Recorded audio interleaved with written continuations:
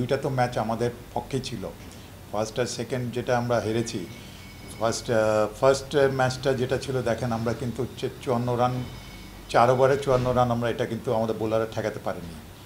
এখানে একটা আমাদের বড় সেটব্যাক ছিল। তারপর সেকেন্ড ম্যাচও সেম, অলমোস্ট মনে 26 রান, 24 বল, 26 রান, 5 উইকেট হাতে আছে, সেখান থেকে আমরা ম্যাচ হেরে গেছি।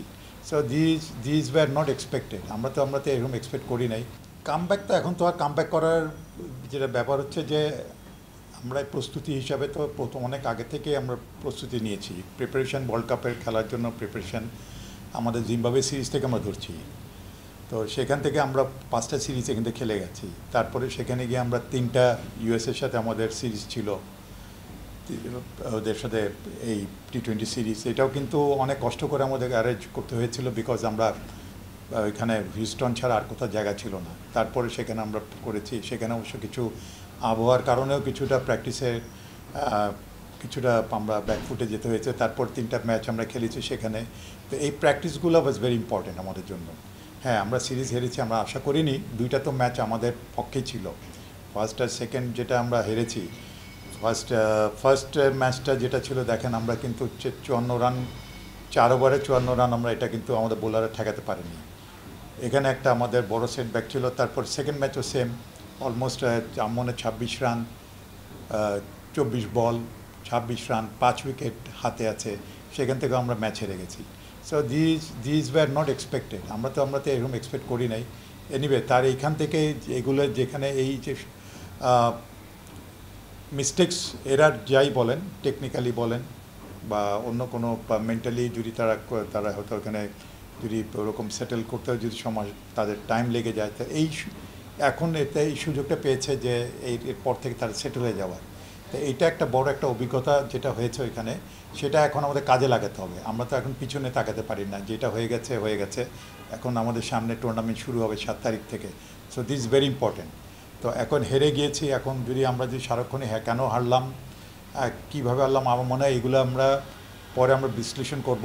ওয়ার্ল্ড কাপটা শেষ হবে যখন, তারপরে আমরা হয়তো বসবো কী আমাদের ভুল ছিল সেটা। কিন্তু এখন সামনে টুর্নামেন্ট আছে, আমরা we are looking forward to that. আমরা আশা করি যে টুর্নামেন্টের যে আমাদের এই সিরিজগুলি, খেলাগুলি যদি আমরা ভালো খেলতে পারি, তাহলে ডেফিনেটলি আমরা আবার কামব্যাক করব।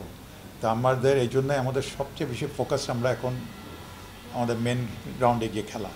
সেগুলো এখানে আমরা প্রথম ম্যাচ শ্রীলঙ্কার সাথে, এরপর সাউথ আফ্রিকা, আরও 2টা ম্যাচ আছে যেটা আমরা ওয়েস্ট ইন্ডিজ দিয়ে খেলবো, নেপাল আর নেদারল্যান্ডের সাথে। সো অন্তত আমাদের এখানে আমরা ভালো করতে চাই। আর আমাদের টার্গেট আছে যে অবশ্যই আমরা সেকেন্ড রাউন্ডে যেতে চাই, সেটা টার্গেট করেই আমাদের খেলতে হবে। তা আমরা কোন 4টা ম্যাচের মধ্যে আমরা অ্যাটলিস্ট আমাদের কটা ম্যাচ যেতে দরকার আমাদের সেকেন্ড রাউন্ড যাওয়ার জন্য, এটা আমরা সবাই জানি। So let us hope for the best. তো এই জন্য আবার বলি, এখন পিছনে আমরা কি করেছি এটা আমরা দেখতে চাই না। এই বিশ্লেষণ করা বা কেন হারলাম এগুলো টোটালি এটার পরে আমরা এটা দেখতে পারবো। এটা নিয়ে আমরা আলাপ আলোচনা করতে পারবো, এটা টুর্নামেন্টে শেষে করতে পারবো। সো এই মুহূর্তে আমি কোনো কমেন্ট করতে চাচ্ছি না। শরীফুল ব্যথা পেয়েছে, এটা আমাদের ভেরি মাচ আনফর্চুনেট, কারণ হি ইজ আওয়ার মেন। এখন এই মুহূর্তে সে আমাদের মেন বোলার মেন অ্যাটাক বলতে পারেন। তো এখন তার এখানে যে স্টিচ পড়েছে, এখানে প্রায় 6টার মধ্যে স্টিচ পড়েছে।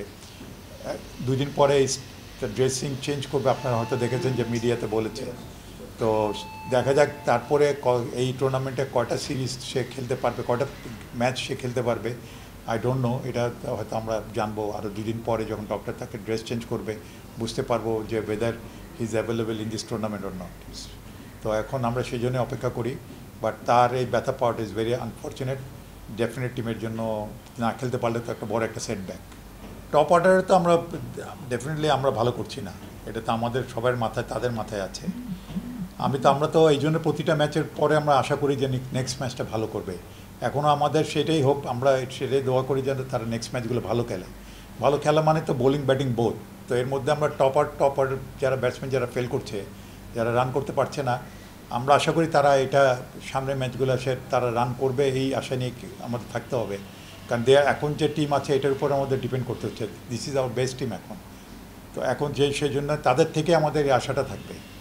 তো এই আশাটা করছি যে তারা সামনের ম্যাচগুলো খেলে তারা ভালো খেলুক, এইটাই আশা আছি। এবং টপ অর্ডাররা তাদের ফর্মে ফিরুক, ইটস ভেরি ইম্পর্টেন্ট, কারণ আমরা দেখছি যে 1, 2, 3 এই তিনটা ব্যাটসম্যান থেকে আমরা এক্সপেক্টেড রান পাচ্ছি না।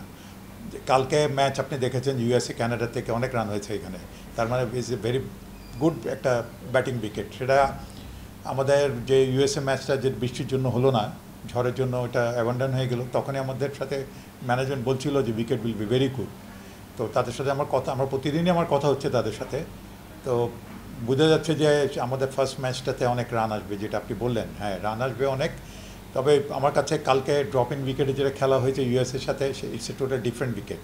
বলটা দেখবেন যে থেমে আসছিল, তো এখানেও কিন্তু রান করাটা ডিফিকাল্ট হবে। হিউস্টন আর কালকের উইকেটের মধ্যে কিছুটা সিমিলারিটি ছিল দেখা যাচ্ছে।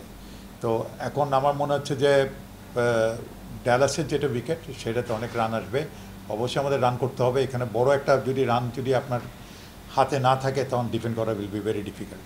এটা টিম ম্যানেজমেন্ট ভালো বুঝবে, ওখানে টিম ম্যানেজমেন্ট কোচ আছে। আগের নাম্বার 3-তে এখন সাকিব কমফোর্টেবল কিনা এটা তো আমরা জানি না। তো ও 3-4 এই সময় 4-5-এও ব্যাটিং করেছে আগে।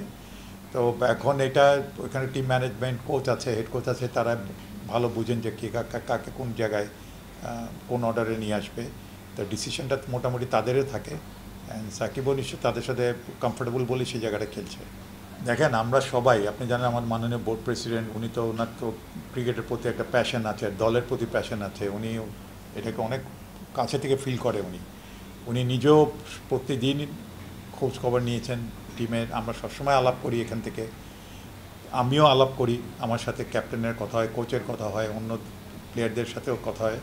তো আমরা সবসময় তাদের পাশে আছি, সামনেও থাকবো, আমরা যাই বা না যাই, কিন্তু সেখানে we are always with the team. আমরা যখনই থাকি এইটাই আমাদের টিম, ওরা আমাদের জাতীয় দলকে রিপ্রেজেন্ট করে, আমাদের ফুল সাপোর্ট তাদের জন্য সবসময় থাকবে, সেখানে গেলেও থাকবে, না গেলেও থাকবে।